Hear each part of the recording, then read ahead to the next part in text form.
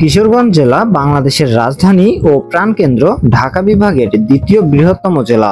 বাংলাদেশের মধ্যাঞ্চলে অবস্থিত ঢাকা বিভাগের একটি প্রশাসনিক অঞ্চল।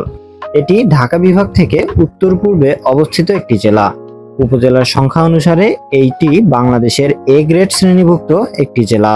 হ্যালো ভিউয়ার্স, কেমন আছেন সবাই? আশা করছি সকলেই ভালো আছেন। আর আজকের এই ভিডিওর মাধ্যমে আমি আপনাদেরকে জানাবো বাংলাদেশের কিশোরগঞ্জ জেলা সম্পর্কে। সো আপনি যদি কিশোরগঞ্জ জেলা সম্পর্কে জানতে চান তাহলে আজকের এই ভিডিওটি আপনার জন্য। চলুন শুরু করা যাক।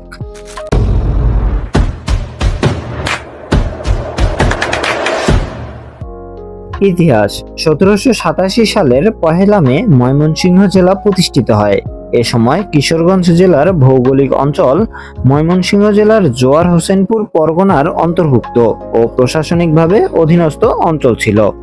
1860 সালে নিকলি, বাজিতপুর ও কিশোরগঞ্জ অঞ্চল নিয়ে কিশোরগঞ্জ মহকুমা গঠন করা হয়। পরবর্তীতে 1984 সালের 1 ফেব্রুয়ারি 13টি থানা নিয়ে কিশোরগঞ্জকে জেলায় গঠিত করা হয়।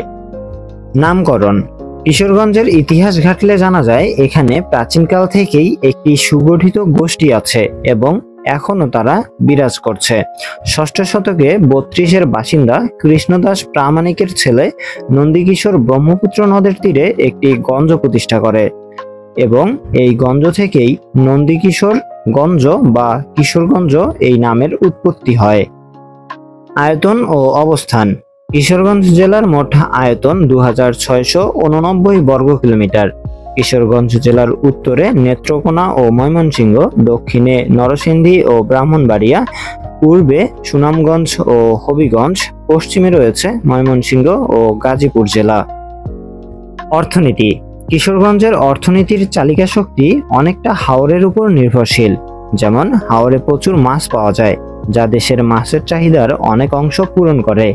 ঠিক তেমনি কিশোরগঞ্জের পাট, ধান এবং অন্যান্য অনেক সবজি উৎপাদিত হয়ে থাকে, যেগুলো দেশের চাহিদা মিটিয়ে বিদেশেও রপ্তানি করা হয়। ইউনিক ইনফরমেশন: ডিয়ার ভিউয়ার্স, ভিডিওর এই পর্যায়ে চলুন কিশোরগঞ্জ জেলার কিছু ইউনিক ইনফরমেশন জেনে নেওয়া যাক। কিশোরগঞ্জ জেলার মোট জনসংখ্যা 32,67,630 জন এবং এই জনসংখ্যার মধ্যে সাক্ষরতার হার 65.35%। এই জেলার জেলা কোড 38 এবং এই জেলার পোস্ট কোড 2300। এই জেলার প্রশাসনিক বিভাগের কোড 3048। হাওর অঞ্চলের জন্য এই জেলা বিশেষভাবে বিখ্যাত। ডিয়ার ভিউয়ার্স, ভিডিওর একদম শেষ পর্যায়ে এসে আপনাদেরকে জানিয়ে দেব কিশোরগঞ্জ জেলার কিছু দর্শনীয় স্থানের নাম। তবে তার আগে বলতে চাই, এমন ভিডিও যদি আপনার ভালো লেগে থাকে তাহলে অবশ্যই আপনি চ্যানেলটিকে সাবস্ক্রাইব করতে পারেন। এছাড়াও বাংলাদেশের 64 জেলার যে কোনো জেলা সম্পর্কে এমন ভিডিও পেতে হলে অবশ্যই আমাদের প্লেলিস্টটি ঘুরে আসতে হবে, যেটির নাম বাংলাদেশের 64 জেলা। জঙ্গলবাড়ি দুর্গ, 11 সিন্দুর দুর্গ, শোলাকিয়া ঈদগাহ মাঠ, পাগলা মসজিদ, শহীদি মসজিদ, এছাড়াও ছোট বড় অনেক জায়গা রয়েছে যেগুলোতে আপনারা গিয়েই ঘুরে আসতে পারবেন।